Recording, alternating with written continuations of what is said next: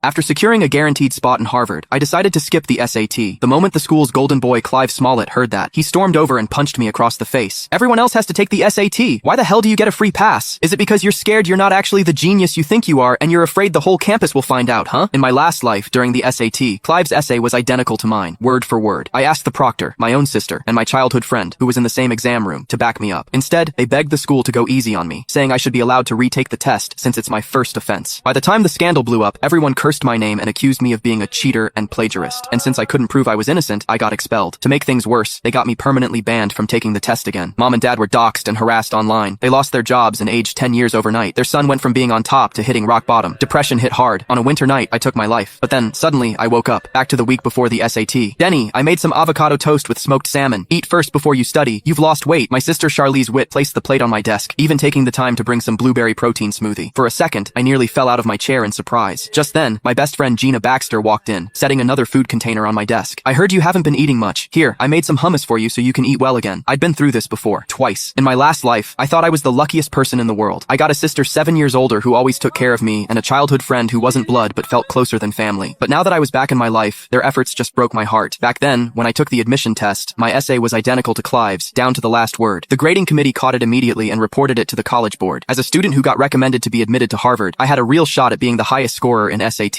But the moment this incident broke, I was caught in a storm of public opinion. I begged Charlize, who was my proctor then, and Gina, who took the exam in the same room, to help me clear my name, but they refused. My sister even apologized on my behalf, asking Peyton College Preparatory High School to let me repeat the year instead of kicking me out since the academic dishonesty was my first offense. The incident sparked an uproar online. I was like, wow, he had the nerve to cheat, and then, turns out, his own sister was the proctor. That's basically an inside job, right? Exactly. Cheaters like this guy should be banned from taking the SAT forever. It's only fair to everyone. Absolutely. He wants to retake the exam? Dream on. With all the backlash, the school shut down Charlize's request. Not long after, the exam results were released. I, the school's top student, barely scraped past 200 points. Meanwhile, Clive, the guy who always ranked at the bottom, miraculously became the state's top scorer in SAT. His essay was even published as a model answer, praised by teachers across the state. And just like that, he became the revered genius scholar. And I became a cheater and plagiarist. Due to the severity of the misconduct, I was permanently banned from taking the exam. The school also refused to issue my high school diploma. Without a degree, my only option was to be a delivery guy. But customers would dump their orders on me and leave bad reviews just for fun. Because of me, my parents lost their jobs. The stress broke them. To pay their medical bills, I took a warehouse job sorting packages. Unfortunately, within days, my boss recognized me. He refused to pay me and even threw me out onto the street. With no money and hope left, I lost all reason to keep going. On a snowy night, in complete despair, I plunged into a lake on the verge of freezing over. But when I opened my eyes again, I found myself back in the week leading up to my college entrance exams. Staring at my sister, who was meticulously helping me prepare, and my childhood friend, who was eagerly trying to nourish me back to health, I felt a mix of emotions.